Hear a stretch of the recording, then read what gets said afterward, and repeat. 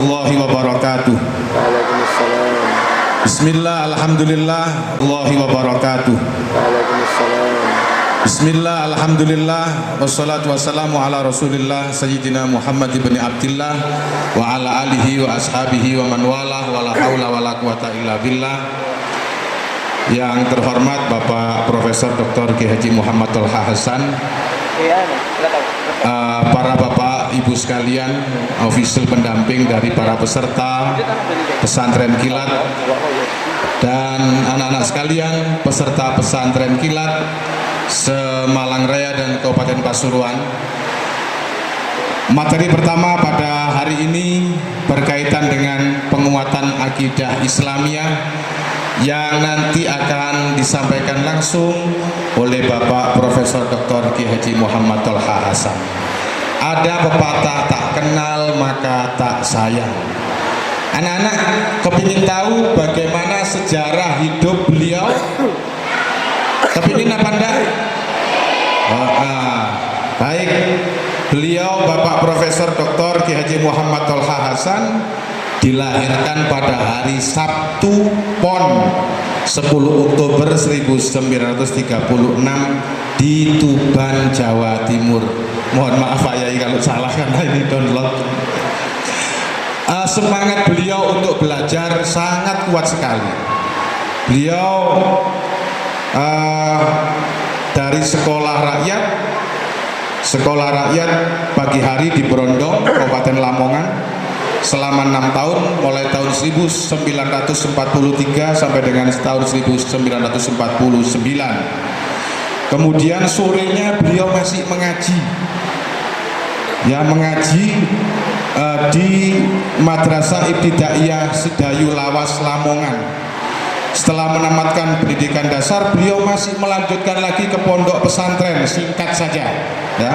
Selain sekolah di Madrasah Tsanawiyah Salafiyah Syafi'iyah di Ponpes Tebu Ireng Jombang selama 3 tahun, kemudian di Madrasah Aliyah Syafi'iyah Pondok Pesantren Tebu Ireng Jombang juga selama 3 tahun.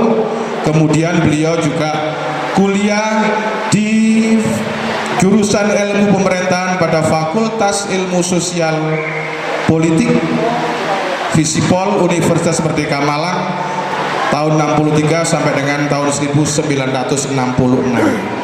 Pada tahun 1974 beliau mengambil program sarjana jurusan Ketatanegaraan Fakultas Ketatanegaraan dan Ketataniagaan atau sekarang dikenal dengan Fakultas Ilmu Administrasi Universitas Brawijaya Malang. Selain itu beliau tekun sekali untuk menuntut ilmu, berpindah-pindah dari pondok pesantren satu ke pondok pesantren lainnya, dan beliau jabatan di organisasi mulai dari pengurus ranting NU dan sampai menjadi salah satu Rois Surya pengurus besar Nahdlatul Ulama, menjadi mustasyar, termasuk dalam jabatan pemerintahan pernah menjadi Menteri Agama di era Presiden Abdurrahman Wahid. Tepuk tangan untuk beliau Bapak Profesor Dr. Kiai Haji Muhammad Tolha Hasan. Nanti anak-anak boleh bertanya kepada beliau resep apa, bagaimana memahami Islam, bagaimana memahami pendidikan, bagaimana membangun cita-cita. Kita ikuti bersama langsung dari beliau Bapak Profesor Dr. Kiai Haji Muhammad Tolha Hasan. Sepenuhnya dihaturkan.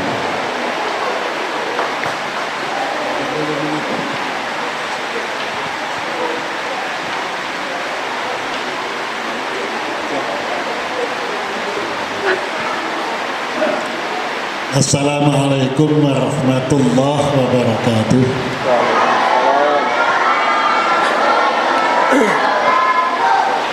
Alhamdulillah, wassalatu wassalamu ala rasulillah Sayyidina Muhammad wa ala alihi wa ashabihi wa man tabi'ahu wa walah. Jadi kalau yang lain panggil anak-anakku ya, kalau saya kan pantas itu cucu-cucuku. kalian yang mengikuti pesantren kilat ini usianya itu usia cucu-cucu saya. Jadi saya panggil cucu-cucuku saja. Cucu-cucuku yang berbahagia, baik yang pria maupun yang wanita. Alhamdulillah pada siang hari ini saya ketemu dengan kalian, para cucu-cucuku, dalam rangka pelatihan pesantren kilat di sini, di Singosari ini. Saya sebetulnya lebih senang ditanya saja, nanti menjawab pertanyaan-pertanyaan itu lebih senang daripada saya ngomong nanti kalian sendiri mungkin ngantuk. Karena apa? Karena jam sekian ini jam ngantuk, jam 2, 3 itu kan waktunya orang ngantuk tuh. Tapi karena panitia meminta pada saya untuk menyiapkan satu bahan yang perlu dibaca oleh anak-anak, oleh cucu-cucu ini, maka saya telah membuat ustaz-ustaz ini sudah ya, sudah terima ini, sudah Aqidah Islamiyah itu sudah terima semua ya. Itu nanti dibaca di kamar saja. Sekarang baca ya boleh, tidak baca ya boleh. Kalau di sini bisa di enggak, bisa dikonek di sini enggak kira-kira?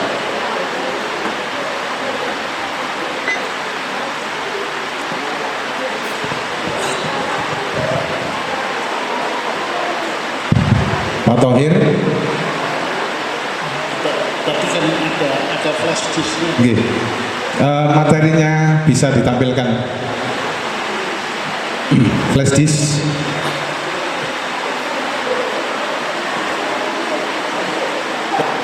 Tunggu dulu, itu masih persiapannya belum kelar gitu.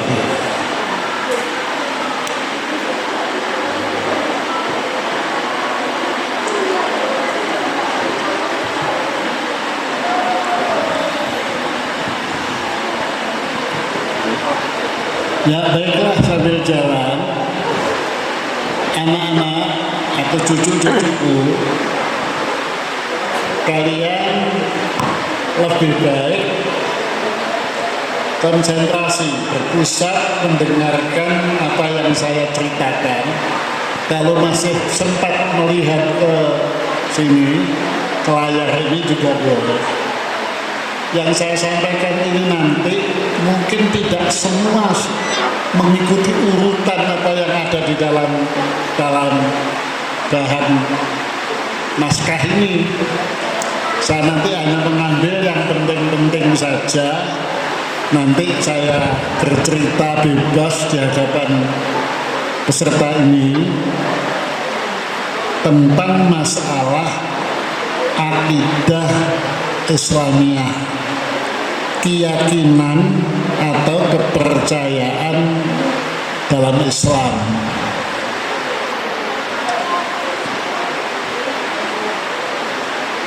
Di situ saya mengatakan dalam tulisan itu bahwa semua agama, kalian masih ingat di Indonesia ini ada berapa agama? Ingat enggak? Masih ingat? Coba ada yang menyebutkan ada berapa agama di Indonesia? Apa saja? Ayo coba. Apa? Islam. Apa lagi? Kristen. Apa lagi? Ya, terus. Apa lagi? Apalagi ada tambahan loh, Konghucu. Ya, jadi Islam, Kristen, Hindu, Buddha, Konghucu itu. Nah, agama itu meskipun semua disebut agama, tapi kalau kalian nanti sudah tamat dari SD sekolah lagi, agama itu dibagi dua macam. Ada yang disebut agama samawi, ada yang disebut agama wad'i. Kalau agama samawi itu seperti Islam, Kristen, Yahudi, itu disebut agama samawi karena agama-agama tersebut sumbernya itu berasal dari Tuhan, dari wahyu, bukan buatan manusia. Jadi ini disebut agama samawi, agama yang turun dari langit. Tapi sebaliknya seperti Hindu, Buddha, Konghucu dan lain-lain, ini disebut agama wad'i, agama buatan. Artinya yang membuat aturan-aturan agama itu adalah tokoh-tokoh manusia biasa, bukan wahyu dari Tuhan, bukan para rasul yang menyebarkannya, tapi buatan manusia. Ini yang disebut dengan agama wad'i. Jadi di Indonesia ada agama samawi, Islam, Kristen, tapi juga ada agama wad'i, Hindu, Buddha, Konghucu. Sekarang kita bicara semua agama itu, baik yang samawi maupun yang wad'i, itu mempunyai 3 kelompok ajaran yang semua punya. Itu yang kami sebut pilar-pilar penyangga agama. Agama tanpa 3 macam ajaran ini tidak bisa berhenti dan tidak bisa berkembang. Ini pasti punya, meskipun isinya itu mungkin berbeda, tapi semua punya. Umpama saja sekarang itu ada, saya bagi 3 dalam tulisan itu. Ada yang disebut pilarnya itu disebut akidah, yang berisi keyakinan-keyakinan. Ada yang disebut syariah, yang berisi aturan-aturan atau ibadah. Yang ketiga disebut akhlak, perilaku. Ini semua agama punya. Islam ya punya akidah, Islam punya syariah, Islam juga punya akhlak. Kristen juga punya akidah, Kristen juga punya syariah, Kristen juga punya akhlak. Demikian juga Hindu, itu juga punya akidah, punya akhlak. Itu kadang-kadang berbeda. Contohnya begini, contoh ini ya. Anda pasti mikir atau paling tidak pernah mengalami. Di dalam Islam, kalau Idul Adha itu banyak orang-orang yang menyembelih ternak, antara lain sapi. Menyembelih sapi untuk kurban itu menurut Islam itu pahalanya besar, dibagi-bagi kepada orang lain. Tapi kalau kamu tanya pada orang Hindu, menyembelih sapi itu dosa besar. Oleh karena itu tidak ada orang Hindu makan sapi. Tapi kalau kalian mungkin setiap hari makan sapi itu. Nah, ini sama-sama agama, yang satu suka makan sapi, yang satu tidak berani makan sapi. Contoh yang lain, kalian pasti tidak mau kalau disuruh minum minuman yang memabukkan. Tidak mau, meskipun tidak bayar, tidak mau kalau disuruh minuman yang memabukkan. Tapi kalau kalian melihat orang-orang Kristen itu biasa minum yang memabukkan, itu biasa. Kalau ada pesta pasti di sana ada suguhan berupa minuman yang memabukkan. Mengapa berbeda antara Islam dengan Kristen? Itu disebabkan keyakinannya memang berbeda.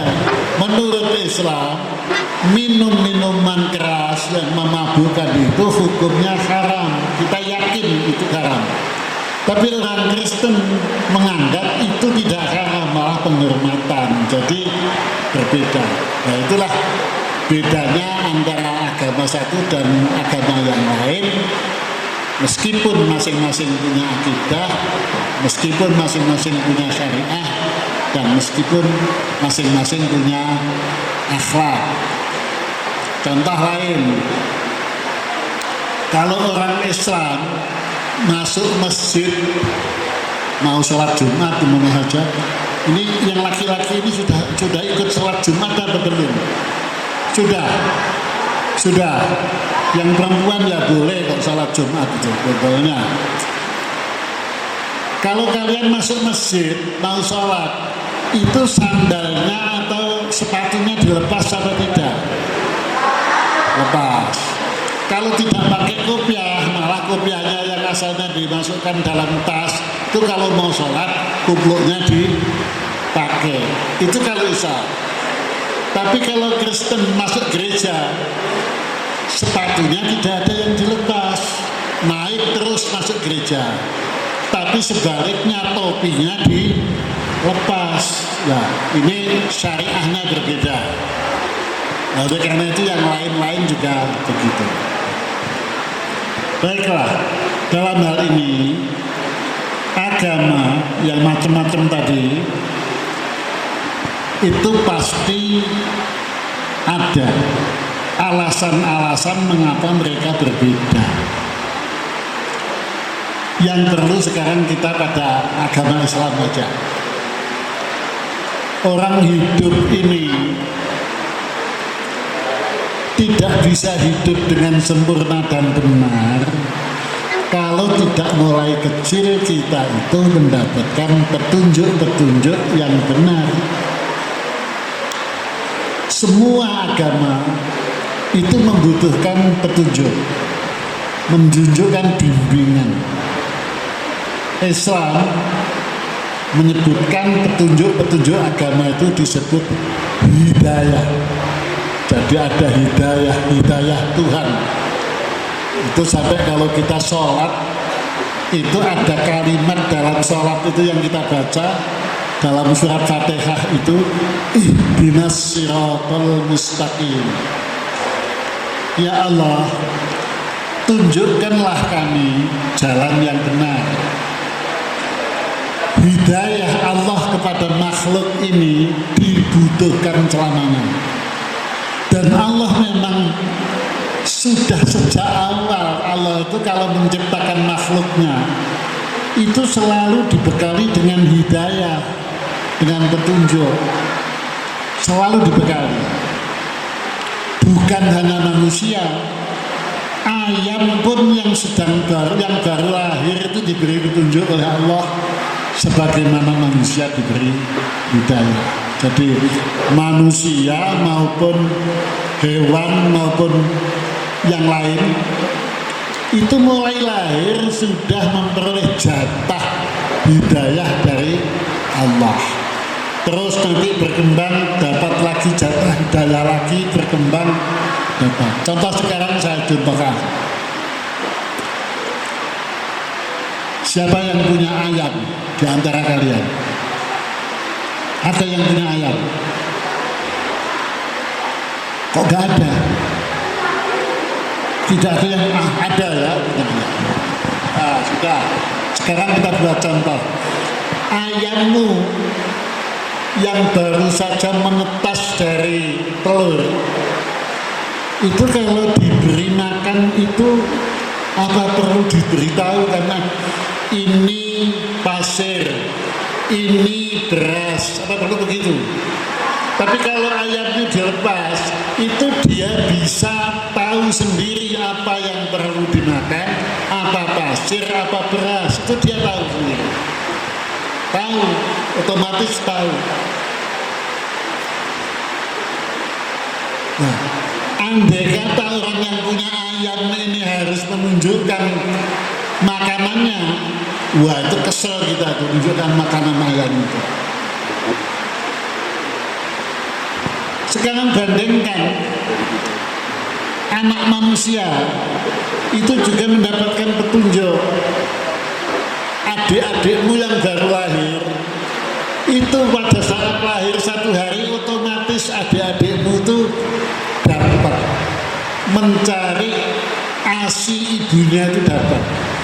Dan tidak ada bayi di dunia ini yang pada waktu dia itu diberi minum ASI oleh ibunya, air susu ibu itu, nggak ada yang mengeluarkan air susu ibu itu dengan meniup, itu nggak ada, mesti menghisap. Apa bapaknya yang mengajari? Tidak. Apa kamu yang mengajari adikmu waktu lahir sehari ternyata sudah bisa menghisap air susu ibunya dan tidak ada bayi yang mengeluarkan air susunya itu dengan meniup, itu nggak ada. Boleh dicari di mana-mana saja.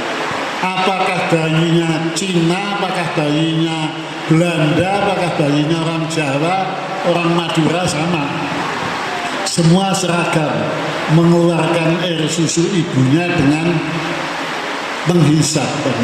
Nah ini anak ayam, anak manusia, anak kambing, anak apalagi itu sudah tahu hal-hal yang tidak pernah dipelajari dan tidak pernah diajar oleh orang tuanya.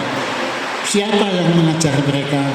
Yang mengajar mereka adalah Allah.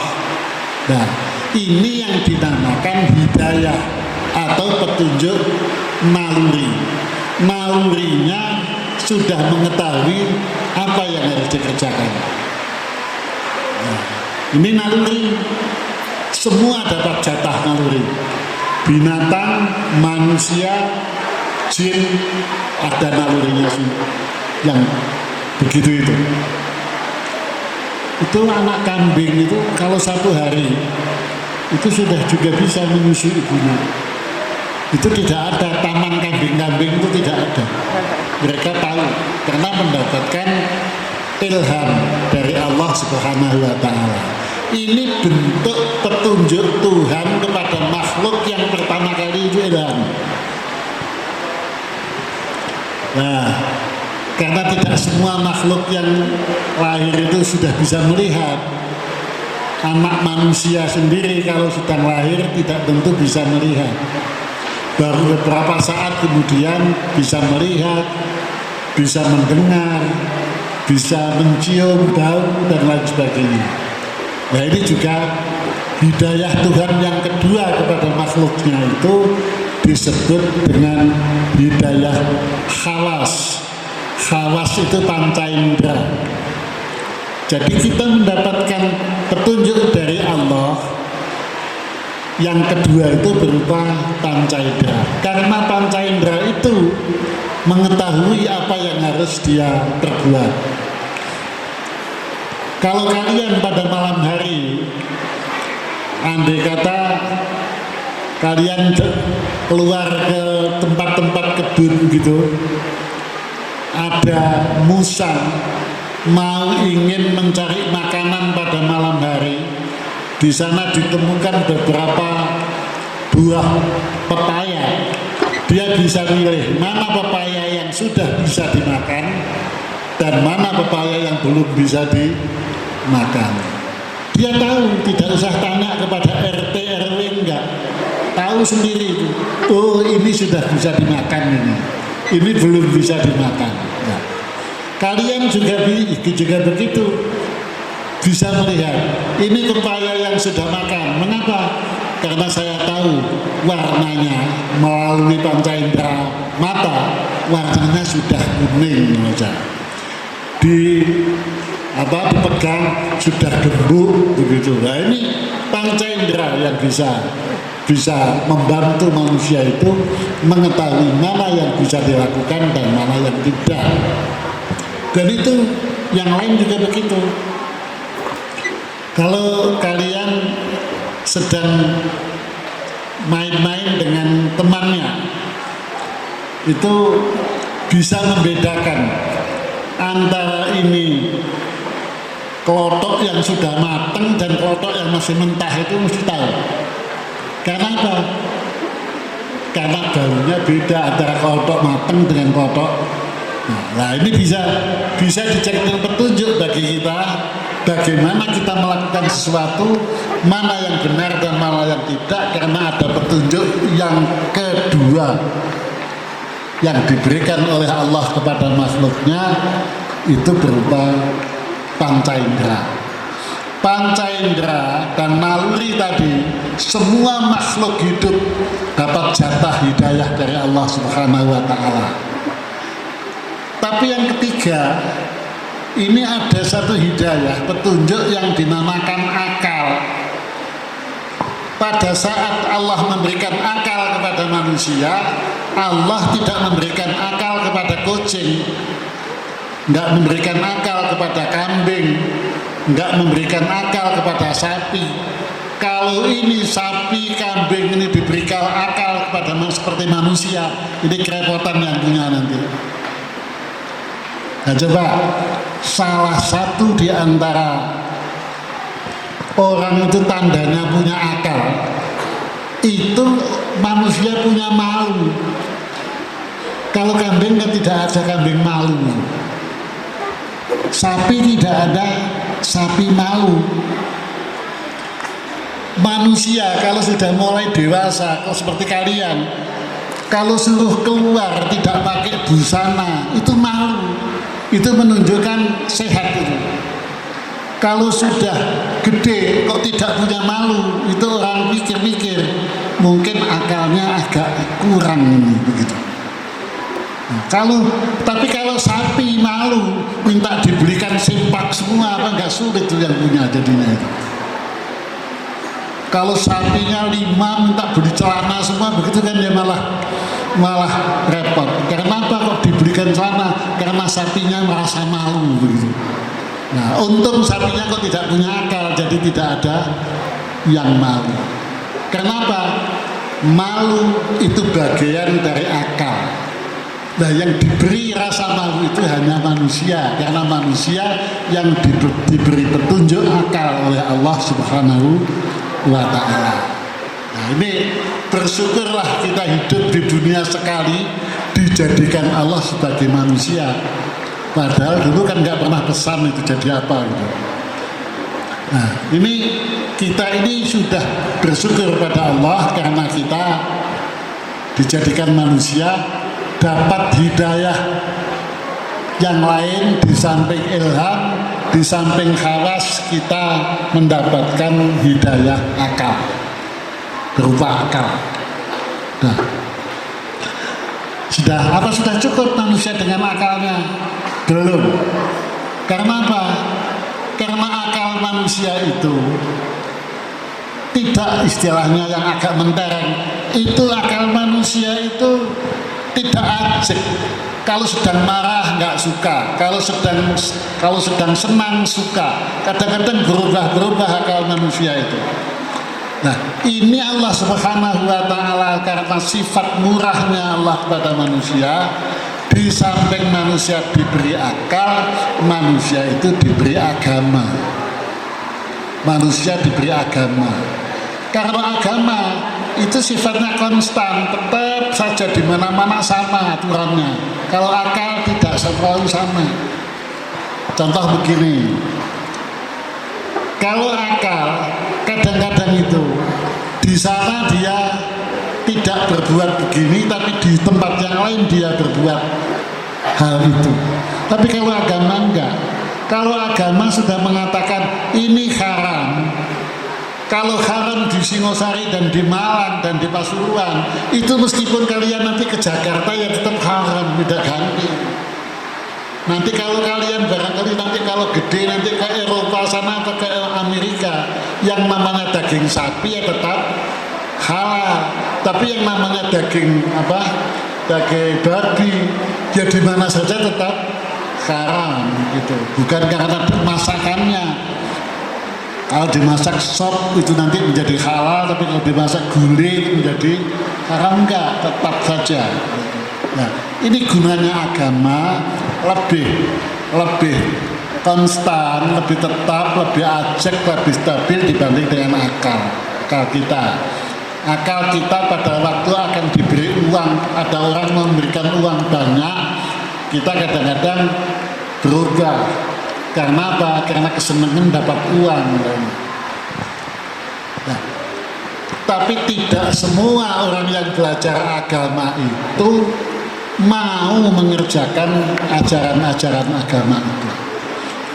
Tidak semua orang yang mengerti agama itu mesti nurut, manut, taat untuk menjalankan agamanya, tidak selalu. Istilahnya banyak sekarang itu anak yang belajar agama tapi yang diperbuat berbeda dengan pengetahuannya. Anak-anak kadang-kadang kalau menjawab pelajaran agama, rapotnya dapat 9 tapi sembahyang subuhnya juga jam 9. Ini namanya pengetahuannya berbeda dengan perbuatannya. Nah, ini banyak sekali mengaku bahwa bohong itu jelek, tapi kenyataannya setiap hari kita itu kerap kali bohong. Ini namanya antara pengetahuan agama kita dan perbuatan agama kita tidak sama dalam hal ini.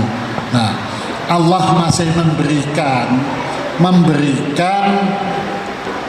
petunjuk yang lain, yang kelima, petunjuk terakhir yang diberikan Allah kepada manusia itu namanya hidayah iman. Meskipun belajar agama, kalau tidak diberi petunjuk iman oleh Allah, dia hanya pandai agama tapi tidak sanggup mengamalkan atau melakukan agama itu. Ini banyak contohnya begini. Orang yang dekat dengan orang yang ahli agama, belum tentu orang itu tertarik untuk mengikuti agama. Itu sejak zaman dulu. Malah Nabi Muhammad itu sendiri berusaha, pamannya namanya Abu Thalib itu ikut iman pada Islam, ikut percaya kepada ajaran Islam, tapi Abu Thalib sampai meninggal pun tidak tidak dapat untuk menjalankan keimanan itu. Nah, disinilah kita itu mohon kepada Allah, kalau kita sedang sholat berdoa, ihdinas siratal mustaqim, ya Allah, tunjukkan kami ini jalan yang benar. Nah, petunjuk yang kita mohon kepada Allah ini lengkap, mulai hidayah ilham, hidayah khawas, hidayah akal, hidayah agama, dan terakhir adalah hidayah iman. Iman ini yang di dalam istilah pelajaran agama dinamakan akidah. Jadi yang nanti kita bahas. Jadi ini ada akidah. Kalian mesti punya sesuatu yang disebut akidah atau keyakinan dan kepercayaan itu. Tadi kan sudah dinyanyikan oleh Pak Guru tadi. Tuhanmu siapa? Allah. Nah, ini keyakinan, ini akidah, kepercayaan Allah.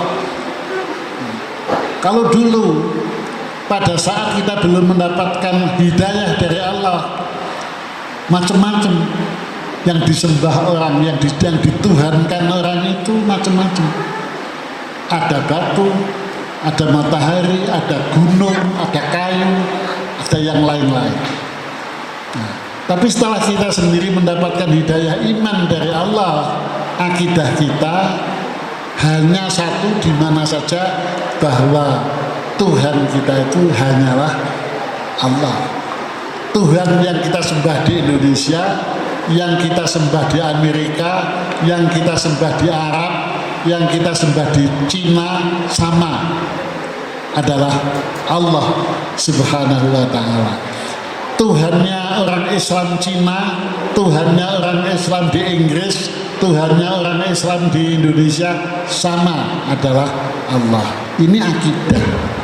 Akidah, keyakinan yang mantap di dalam hati, yang tidak mudah berubah.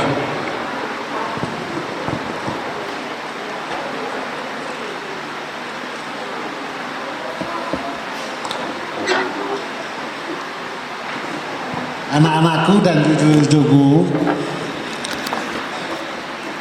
keyakinan dan kepercayaan kita terhadap ajaran agama ini banyak sekali.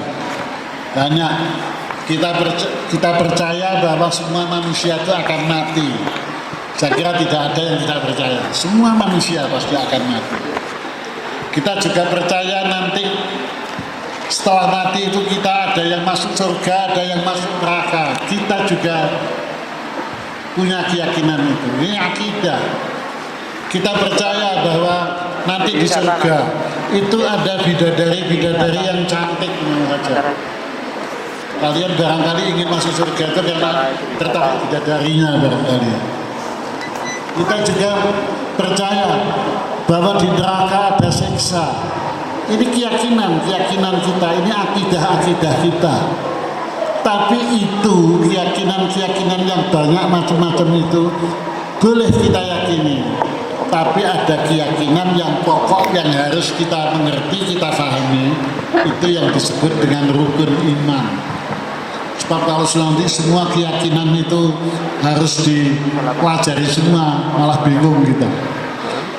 Di rukun iman, Tuhanmu siapa, Rasulmu siapa, kitab sucimu siapa.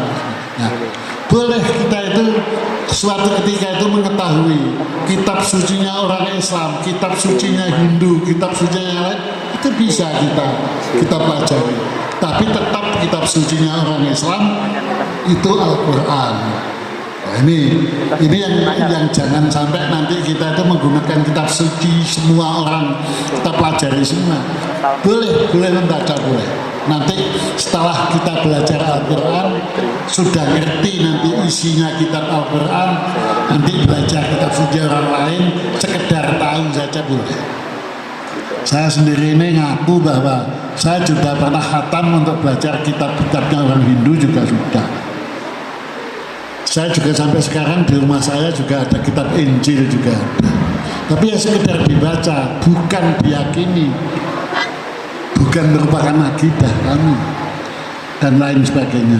Nah, ini kitab-kitab suci itu juga termasuk sesuatu di antara hal-hal yang menjadi bagian dari akidah-akidah kita.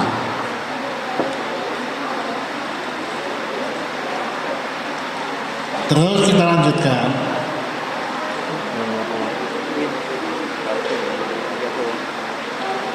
Apa bedanya sekarang? Apa gunanya kita itu kok sudah punya akidah kok masih perlu ibadah? Apa gunanya orang itu beribadah terhadap akidahnya? Apa nggak cukup akidahnya saja? Jadi kita sudah cukup mengetahui bahwa Allah itu adalah Tuhan kita, nggak sembahyang nggak apa-apa, kalau begitu apa bisa begitu? Enggak. Sebab akidah yang kita yakini, akidah yang kita percaya itu kalau didukung dengan ibadah kita yang baik, maka akidah itu tambah lama tambah kuat, tambah lama tambah kuat sekali. Tapi kalau akidah itu tidak didukung dengan ibadah yang baik, akidah itu bisa lama-kelamaan nanti bisa lemah, bahkan mungkin bisa hilang. Bisa hilang karena apa? pendukungnya tidak ada. Ibaratnya begini, ibadah itu merupakan siraman untuk tanaman akidah, merupakan pupuk raduk bagi akidah. Sama-sama punya akidah, punya tanaman, tapi yang satu disiram, satu dirabuk, yang lain dibiarkan. Akidahnya tumbuh tapi tidak pernah disiram dengan ibadah, maka akidah itu menjadi lama-lama menjadi layu, menjadi kurus, menjadi kering dan lain sebagainya. Ini banyak orang yang sama-sama belajar Islam, belajar akidah Islam, tapi ternyata karena tidak pernah didukung dengan ibadah, nggak pernah sholat, nggak pernah puasa, nggak pernah apalagi ya zakat, akhirnya imannya, akidahnya ini tidak bisa subur, tidak bisa kuat. Tapi orang yang akidahnya bagus, didukung dengan sholatnya yang sergap 5 waktu, didukung dengan puasa Ramadan dan lain sebagainya, didukung dengan zakat, maka akidah Islamnya itu menjadi kuat, menjadi berjaya, menghadapi apapun akan sanggup dilakukan. Nah, ini yang hubungan antara akidah dengan ibadah. Kita lanjutkan, nanti ada pertanyaan. Terus apa pengaruh orang yang punya akidah ini dibanding orang yang tidak memiliki akidah? Orang Islam yang akidahnya baik dan benar, ini perilakunya jauh berbeda dengan orang Islam yang akidahnya tidak benar. Apa? Orang yang akidahnya baik, ini kalau terus dipelihara, maka orang itu tidak gampang terpengaruh. Tadi Bapak dari mana? Dari Kandepak tadi, sekarang ini banyak pengaruh macam-macam, sudah sulit untuk dihadapi. Tapi kalau orang ini betul-betul tanaman akidahnya itu bagus, akidahnya itu dipupuk dan disiram dengan ibadah-ibadahnya, meskipun satu kampung itu orang berbuat salah semua, dia tidak gampang terpengaruh. Dia kuat menghadapi tantangan, dia kuat menghadapi cobaan. Itu dalam tulisan kecil itu kami sebutkan, kita ingat dulu zaman Nabi Muhammad SAW mulai berdakwah tentang Islam. Ada seorang sahabat Nabi, orangnya rupanya hitam, namanya Bilal. Meskipun hitam dia itu, dan dia itu sekolahnya juga terbatas sekali, tapi akidahnya bagus. Disiksa oleh majikannya Abu Jahal supaya dia keluar dari Islam, disiksa dan lain sebagainya, tidak mau berubah. Dia tetap berjalan menjalankan agamanya Islam. Dia tidak tertarik mengerjakan perbuatan-perbuatan yang maksiat. Dia tidak mau diajak untuk berbuat yang lain, ngambil terumpahnya orang atau sandalnya orang, tidak mau, meskipun banyak peluang untuk itu. Nah, ini karena akidahnya yang bagus. Ada sebuah cerita ya, ada seorang wanita penjual minuman susunya unta. Malam hari dia mau menyiapkan susu unta ini besok dijual di pasar. Malam hari dia mengajak putrinya untuk menyiapkan, menempati, kalau sekarang itu barangkali plastiki gitu ya, susu unta ini dibungkus sedikit-sedikit, begitu besok akan dijual di pasar. Ibunya itu menyuruh anaknya yang membantu itu, air susunya unta itu kamu campuri saja dengan air supaya bisa menjadi lebih banyak. Campuri dengan air. Anaknya tidak mau, anaknya mungkin sudah sekolah barangkali itu. nggak mau. Tidak Bu, itu namanya bohong. Kita besok akan menjual kepada banyak orang. Kalau susunya itu kita campur, memang mungkin saja hasil uangnya tambah banyak. Tapi kita bohong, itu menurut agama kita nggak boleh, haram itu. Tapi ibunya ngotot saja, campurilah, nggak ada yang tahu. Itu penguasa waktu itu, yang menjadi penguasa Sayyidina Umar ya. Nanti Khalifah Umar juga nggak tahu kalau kita nyampur air susu ini. Campur aja, anaknya tetap bertahan tidak mau. Kebetulan malam itu Sayyidina Umar ini sedang ronda malam dengan pembantunya. Mendengar kok ada orang perempuan gegeran sama anaknya, itu soal apa? Didengar saja, itu ternyata ibunya menyuruh anaknya mencampur air susunya itu dengan air, anaknya tidak mau. Kata ibunya, Umar tidak tahu, Khalifah Umar tidak akan tahu kalau kita mencampur. Tapi anaknya itu menjawab, Umar tidak tahu betul, tapi Tuhannya Umar selalu tahu apa yang kita kerjakan. Diam ibunya itu. Setelah diberitahu anaknya, Umar tidak tahu, Sayyidina Umar tidak akan melihat kita, tapi Tuhan, Allah, Tuhannya Umar selalu melihat perbuatan kita. Akhirnya ibunya ini diam, nggak jadi mencampur itu. Besok pagi, kira-kira ya setelah antara jam 9-10 gitu, kira-kira mereka sudah selesai menjual susu itu. Ada orang datang ke rumah ibu ini, memanggil supaya ibu itu dengan anaknya menghadap Sayyidina Umar. Menghadap Sayyidina Umar. Takut ibunya, tapi anaknya tidak takut, karena anaknya tidak merasa berbuat yang tidak benar. Sudah, ibu dan anak ini menghadap Sayyidina Umar. Setelah didudukkan, Sayyidina Umar ketawa. Semalam saya mendengar pembicaraanmu dengan anakmu. Kamu suruh anakmu mencampur susu yang akan kamu jual dengan air, tapi anakmu tidak mau karena dia takut diawasi oleh Allah Subhanahu wa Ta'ala. Iya betul, ibunya dengan menunduk mengatakan, iya Umar, betul itu saya lakukan. Anaknya ditanya, apa betul kamu tadi malam menolak kemauan ibumu? Iya. Mengapa kamu menolak kemauan ibumu? Karena itu menurut keyakinan saya nggak boleh. Tuhan tidak mengizinkan hal cara itu. Akhirnya apa?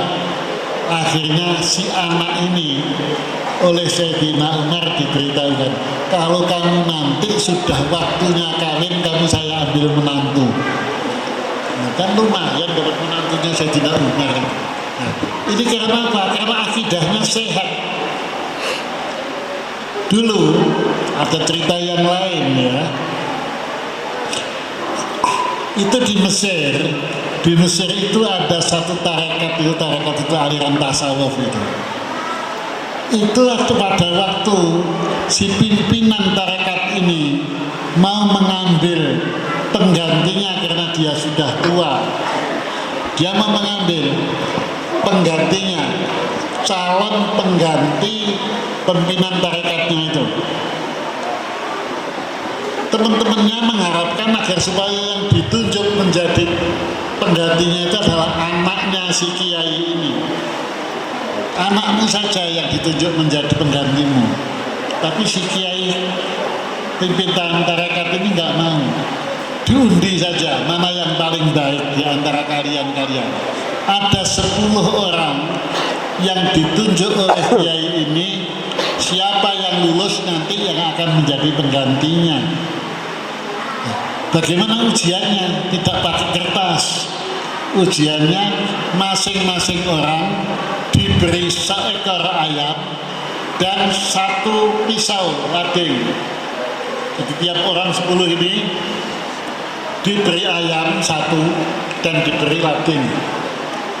Perintahnya kiai, yang menang adalah yang bisa menyembelih ayam itu dengan ladingnya, dengan pisaunya, tanpa merasa dilihat orang siapapun, tanpa merasa dilihat siapapun.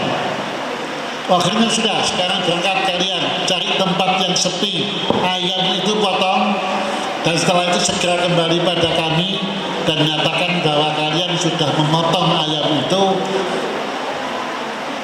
di satu tempat gitu. Akhirnya apa?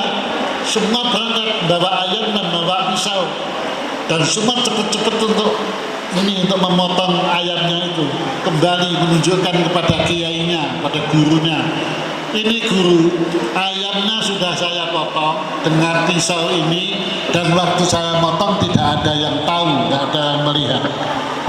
Tapi ada salah satu di antara 10 anak ini agak lama datangnya dia belakang, ayamnya masih belum dipotong, pisaunya juga belum digunakan untuk memotong ayam itu. Dia lapor pada kiainya, guru, saya tidak bisa memotong ayam ini. Mengapa? Kan kamu juga bawa pisau. Iya, tapi saya setiap masuk ke tempat yang sepi, saya masih selalu ada yang tahu. Siapa yang tahu? Allah yang tahu pada saya.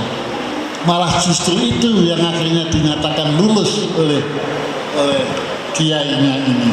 Nah, ini karena apa? Akidahnya dinilai lebih kuat daripada yang lain. Nah, disinilah pengaruh akidah itu terhadap perbuatan orang. Sekarang kalau banyak di negara kita, anak sudah diajar agama, tapi masih banyak berbuat dosa karena merasa waktu dia berbuat dosa tidak ada yang tahu. Itu menunjukkan bahwa akidahnya masih belum baik. Nah, bahkan bukan anak-anak, orang tua-tua pun sekarang banyak yang sudah belajar agama, dia berbuat satu pelanggaran dengan seenaknya karena merasa tidak ada yang tahu. Jadi dia lupa dengan akidahnya bahwa Tuhan itu maha mengetahui. Itu tidak di. Nah, di sini orang yang akidahnya baik, dia bisa berbuat baik di mana saja. Dia berani melakukan kebenaran di mana saja. Dia tidak gampang putus asa menghadapi apapun. Ini yang banyak dibuktikan oleh tokoh-tokoh kita. Sedikit saya cerita lagi. Zaman Nabi itu ada seorang sahabat yang kecil, badannya itu kecil, bukan kok anak orangnya kecil. Orangnya memang badannya tidak tinggi, tidak besar. Namanya Abdullah bin Mas'ud. Waktu Nabi Muhammad di Mekah, meskipun sahabat Nabi itu banyak yang sudah ngaji pada Nabi, tapi tidak ada yang berani membacakan Al-Quran itu di hadapan orang banyak. Justru pada waktu Nabi bertanya, siapa yang berani membaca Al-Quran di tengah-tengah orang kafir Quraisy, itu yang ngacung pertama itu adalah Abdullah bin Mas'ud. Dia betul, teman-temannya mengingatkan, Abdullah, kamu ini badanmu kecil, keluargamu tidak banyak, tapi kalau nanti kamu membaca Al-Quran di hadapan orang-orang Quraisy di tepi, di samping Ka'bah sama Ka'bah, kamu pasti akan disakiti oleh orang-orang Quraisy itu. Abdullah bin Mas'ud bilang, gak apa-apa, saya tidak takut disakiti orang Quraisy. Betul, pagi hari pada waktu orang-orang Quraisy masih berada di sekitar Ka'bah, Abdullah Mas'ud naik di makam Ibrahim itu. Di sana dia membaca Al-Quran dengan suara yang keras sekali. Dia baca Al-Quran dengan suara yang keras sekali. Orang-orang Quraisy menyuruh Abdullah supaya turun, nggak mau. Dia diancam akan diseret keluar. Dia nggak mau, terus baca Al-Quran. Sampai akhirnya betul Abdullah bin Mas'ud ditarik oleh orang-orang Quraisy itu, ditempelengi, dijotosi sampai benjut semua mukanya. Sudah setelah itu dilepas. Dia langsung kepada Nabi, sahabat-sahabat di sekitar Nabi tahu kalau Abdullah bin Mas'ud itu disakiti orang-orang Quraisy karena membaca Al-Quran di hadapan mereka. Nah, sahabat-sahabat yang lain bilang, nah, kan betul kamu kan akhirnya disakiti oleh orang-orang Quraisy itu, tunjuk mukamu sekarang itu. Katanya Abdullah, nggak apa-apa, saya tunjuk nggak merasa rugi, saya sudah bisa membaca Al-Quran di hadapan orang-orang kafir. Nah, kecil, pemberani, tidak gampang putus asa, tidak takut disakiti. Karena apa? Akidahnya kuat. Yang lain-lain masih takut karena akidahnya belum sekuat Abdullah bin Mas'ud itu tadi. Nah, banyak sekali itu contoh-contoh semacam itu. Orang baik itu sahabat-sahabat laki maupun sahabat perempuan. Sama saja di dalam kalangan kita bangsa Indonesia pada waktu dulu 10 November di Indonesia terkenal dijadikan hari pahlawan, itu kiai-kiai dan santri-santri pemuda-pemuda Islam berangkat perang menghadapi Belanda, bawa pedang dan bambu runcing saja, padahal Belanda bawa bom, bawa senjata, senapan, mereka berani, mereka tidak takut mati, mereka tidak minta dibayar. Karena apa?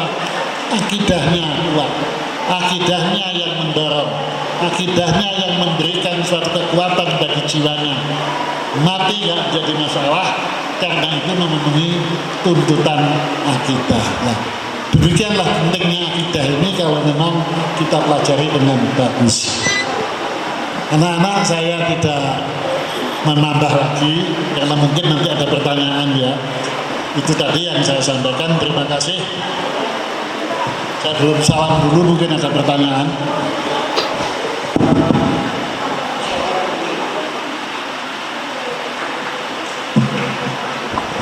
Tepuk tangan dulu untuk Bapak Profesor Dr. Kiai Haji Muhammad Tolha Hasan. Sekarang saya buka pertanyaan untuk anak-anak sekalian. Sebelum bertanya, saya mau tes. Tadi sudah dinyatakan agama secara garis besar ada berapa? Dua. Bagus. Yang pertama agama apa?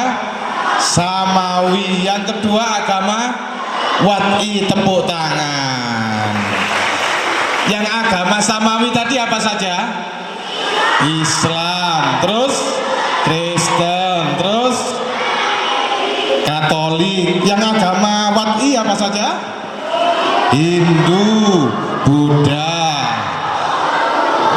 Silakan sekarang yang mau bertanya. Nah, ini berarti sudah nangkep tadi. Ayo silakan. Yang mau bertanya boleh ngacung, hanya 3 orang dulu. Ayo, anak-anak sekalian, gak usah malu, belajar bertanya. Boleh bertanya, salah nggak apa-apa. Ayo silakan. Siapa mau bertanya? Ayo, mumpung ada Bapak Profesor Dr. Kiai Haji Muhammad Tolha Hasan. Tidak setiap hari bisa seperti ini. Ayo, siapa yang mau bertanya? Dari namanya, sebutkan nama dan pertanyaannya singkat, padat dan jelas ya. Ayo, sebutkan namanya, asal sekolahnya dan pertanyaannya. Silakan berdiri. Assalamualaikum warahmatullahi wabarakatuh. Nama saya Naula dari SDI Al-Ma'arif 01 Singosari. Hidayah yang kan Allah memberikan hidayah kepada makhluknya, yaitu hidayah panca indera.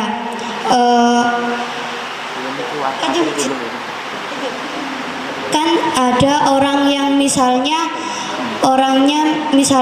matanya cacat atau tuli, itu mendapat hidayah panca indera atau enggak? Terima kasih. Terima kasih. Satu pertanyaan. Ada lagi? Silakan. Atau langsung dijawab oleh beliau? Pertanyaannya sangat mendasar. Apakah orang yang cacat, tuli, buta itu juga mendapatkan hidayah? Ya namanya panca indera itu kan tidak hanya mata saja, tapi orang yang buta biasanya punya kepekaan yang lain sebagai penggantinya. Tapi kan telinganya masih bisa mendengar, hidungnya masih bisa membau dan lain sebagainya. Ya itu namanya hidayah hawasnya, hidayah panca inderanya tidak sempurna. Nggak sempurna. Sama dengan hidayah akal. Meskipun hidayah akal itu semua makhluk yang bernama manusia diberi oleh Allah, tapi ada di antara orang itu yang akalnya nggak jangkep. Ya apa yang akalnya nggak jangkep itu namanya apa? Ya yang akalnya nggak jangkep itu namanya apa? Ya katakanlah agak ya yang namanya kalau orang itu akalnya nggak begitu bener itu dikatakan apa itu miring atau bagaimana itu ya. Yang menyebabkan manusia itu dianggap sebagai makhluk yang tertinggi dan sempurna itu antara lain karena akalnya sempurna. Kalau akal seseorang itu meskipun tubuhnya masih berupa manusia sempurna, tapi kalau akalnya itu tidak sempurna, itu nilainya menjadi turun. Orang tidak mungkin akan mengatakan kalian yang perempuan ini andai kata ada cowok ganteng, gagah, tapi akalnya miring gini, melamar pada Anda. Nggak mungkin ibunya itu mengatakan wis tondok gelem mondok dilamariku, ganteng sugih miring-miring titik gak apa-apa, itu mungkin gak mungkin. Kenapa? Manusia yang tadi yang otaknya atau akalnya itu gak sempurna, itu nilainya turun, tergantung turunnya itu kepada kekurangan akalnya itu. Kalau kekurangan akalnya itu sudah agak banyak, itu waktunya ada orang kenduren tidak diundang. Kenapa? Dianggap orang ini tidak memenuhi syarat undangan. Jadi tidak. Oleh sebab itu, meskipun manusia itu sudah dewasa, tapi akalnya kok tidak benar, itu oleh Allah Subhanahu wa Ta'ala sendiri tidak diwajibkan menjalankan kewajiban. Nah itu ya, orang gila itu atau setengah gila itu meskipun dia sehat, meskipun dia ini kuat, meskipun dia ini ya seperti manusia biasa ini, tapi gara-gara akalnya tidak sehat, oleh Allah tidak dikenakan kewajiban. Istilah bahasa fikihnya tidak mukallaf, tidak kena kewajiban, tidak ada kewajiban bagi dia. Mengapa? Akalnya berkurang, karena itu sifat kemanusiaannya juga berkurang. Ini kalau ada pemilu, orang gila nggak diwajibkan ikut pemilu, kan begitu. Kalau dia itu ingin masuk untuk menjadi PNS, tidak akan diterima menjadi PNS. Nah, itu menunjukkan bahwa hidayah akal itu penting bagi kita. Karena itu kalau yang diberi akal baik-baik begini ini, jagalah sebaik-baiknya akal kita itu, antara lain dengan mengisi akal kita itu dengan ilmu yang sebanyak-banyaknya. Nah di sini supaya nilai sebagai manusia tidak berkurang. Terima kasih. Masih ada? Oh ya, dari pinter dari Mas ini ya sekarang.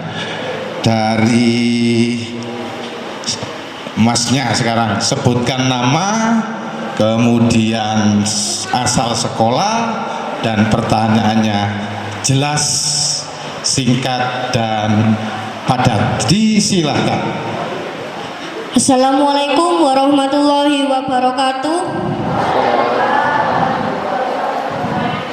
Nama saya Rois dari SDNU Blimbing. Mau tanya, bagaimana ciri-ciri orang yang meninggalnya husnul khotimah dan su'ul khotimah?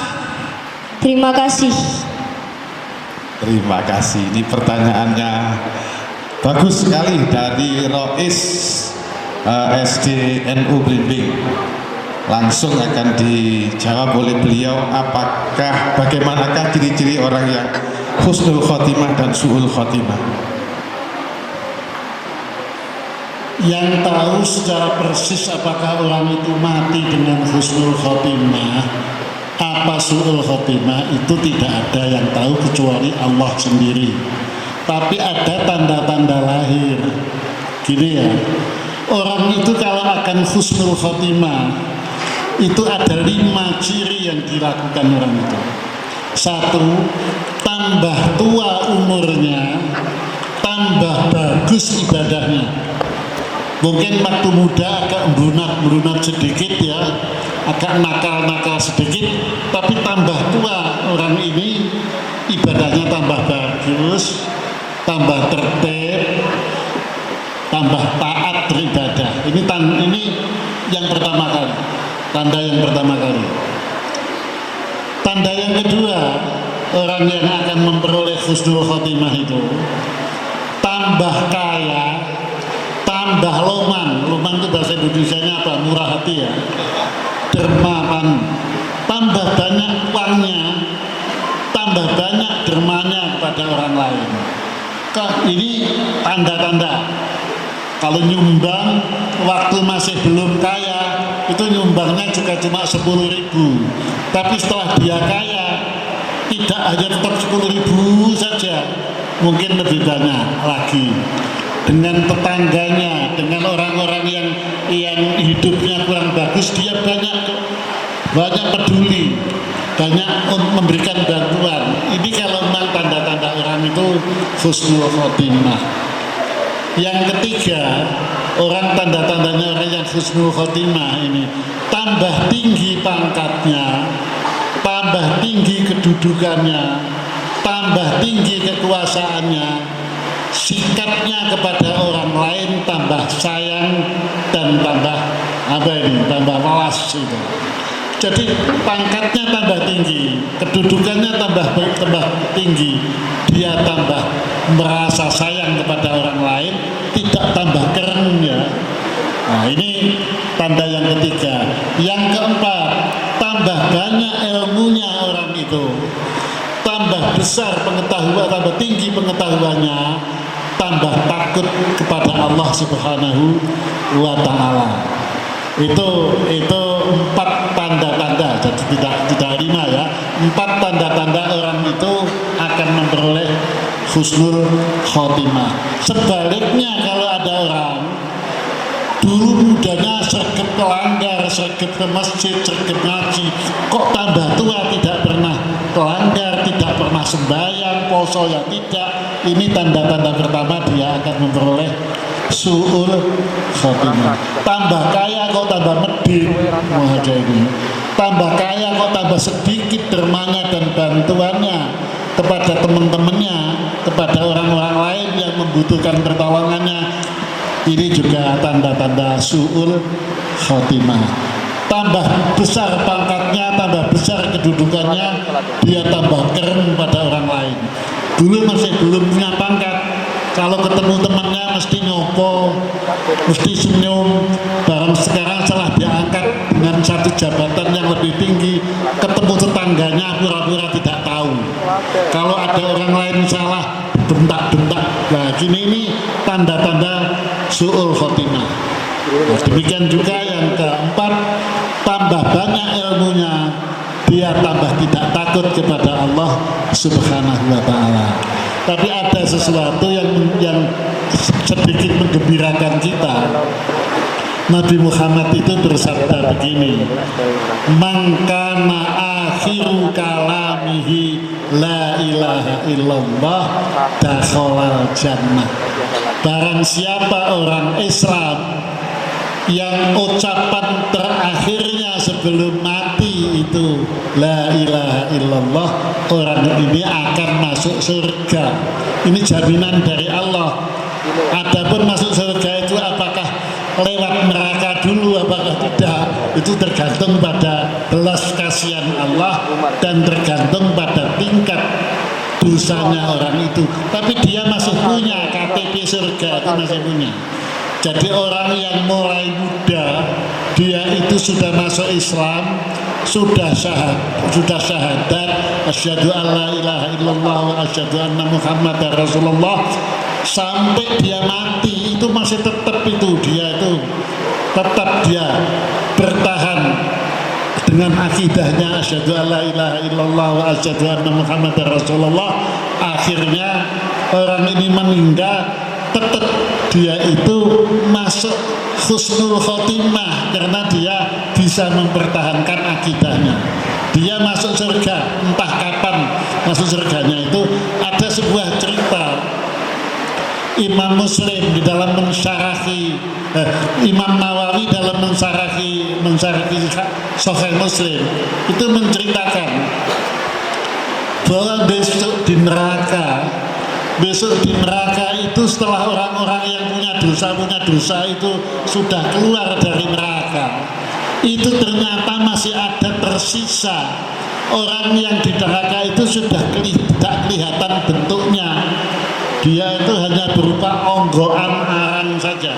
Jadi seperti arang itu, tapi gundukan arang itu ternyata manusia. Kok diketahui manusia? Karena dia nangis, ngeringik terus itu siang malam, sehingga malaikat penjaga neraka itu tertarik, penasaran terhadap suara itu. Didekati, ternyata itu ada arang manusia itu. Setelah ditanya oleh malaikat, kamu siapa? Saya manusia. Loh, kamu nangis karena apa? Neraka, kan salahmu sendiri. Yang saya tangisi itu bukan karena saya disiksa ke neraka. Memang saya ini dosa saya banyak sekali. Islam saya Islam, tapi mulai kecil gak pernah sembahyang, gak pernah poso, gak pernah zakat, gak pernah apa-apa, gak pernah ngaji segala macam. Molimo itu sudah menjadi segojanganan. Nah, kok sekarang nangis? Yang saya tangisi ini, mengapa teman-teman yang sama-sama berdosa itu sudah pergi semua dari neraka, kok saya ini tinggal sendirian di sini, nggak ada temennya. Nah, terus yang kamu inginkan bagaimana? Saya ini bagaimanapun juga, saya itu kan masih orang yang Muslim, orang Islam meskipun banyak dosanya. Yang kamu minta apa?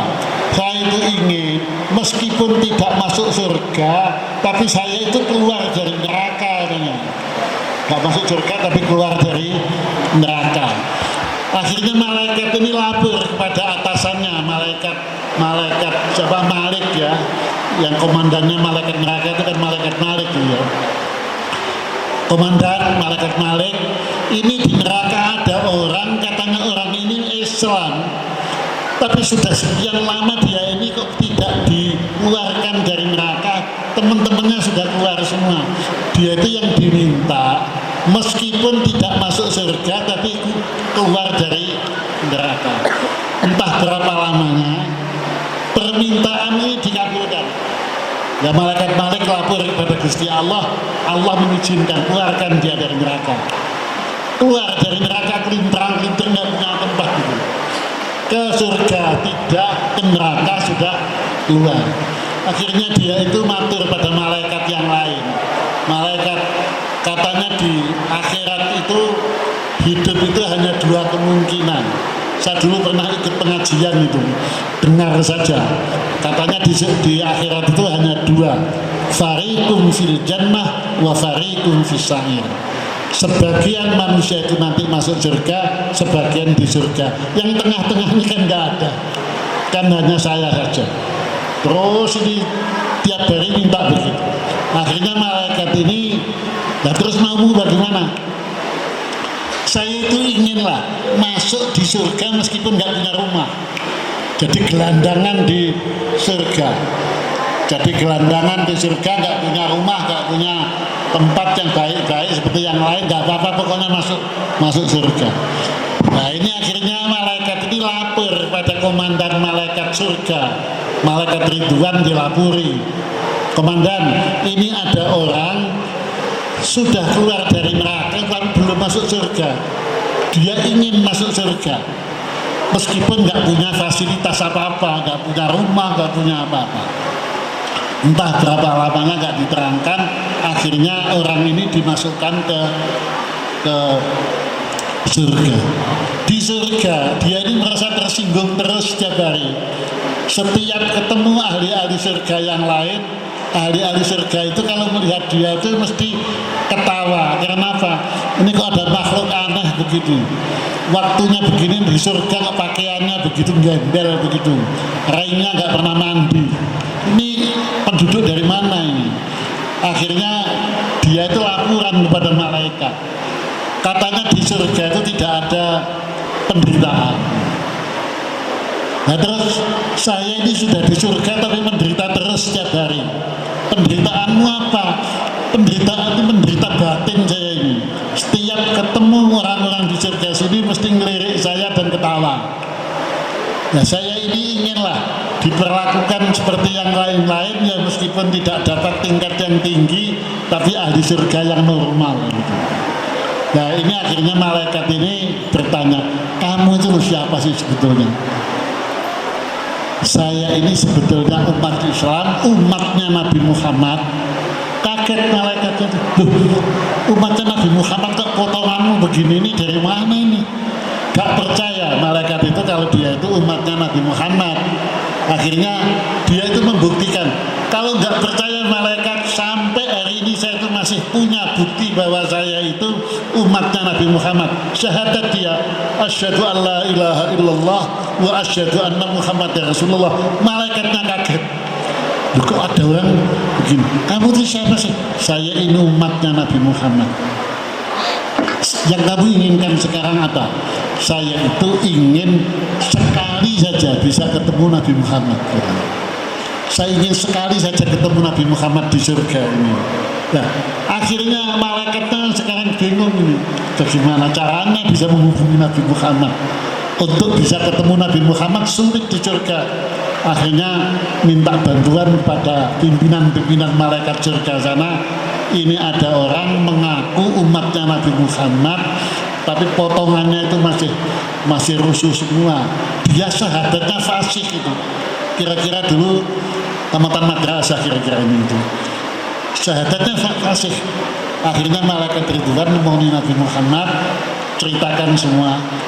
Nah inilah kebesaran Nabi Muhammad sebagai pemimpin umat. Panggil dia, saya ingin ketemu dia. Wah dia senangnya nggak karuan itu dipanggil Nabi Muhammad itu. Betul-betul dipanggil Nabi Muhammad, ditanya, apa betul kamu ini umatku? Iya Nabi Muhammad. Apa betul kamu dulu seorang mukmin? Betul. Buktinya syahadat di hadapan Nabi Muhammad. Asyhadu an la ilaha illallah wa asyhadu anna Muhammadar Rasulullah. Jadi bukti bahwa hadis tadi, man kana akhiru kalamihi la ilaha illallah dakhala jannah. Setelah begitu, nah kamu sekarang di mana? Belum punya tempat Nabi Muhammad. Terus belum punya pakaian, belum punya sekolah. Nah sudah mandi dululah kamu supaya rezeki. Disuruh mandi di telaga yang dikenal telaganya Nabi Muhammad. Dan itu kalau kita sholat tarawih itu yang dimohon itu adalah orang-orang yang ikut datang itu bisa mendatangi haudi Rasulullah itu. Datang. Setelah di situ dia nyemplung ke belumbangnya Nabi Muhammad itu, masuk, dia muncul lagi sudah ganteng itu, sudah dijemput oleh para bidadari, disiapkan makanan, kunci kamar dan rumahnya juga sudah dibawakan sekali, sudah gagah. Nah, ini kira-kira umat Nabi Muhammad yang paling nakal ya, ini kira-kira itu.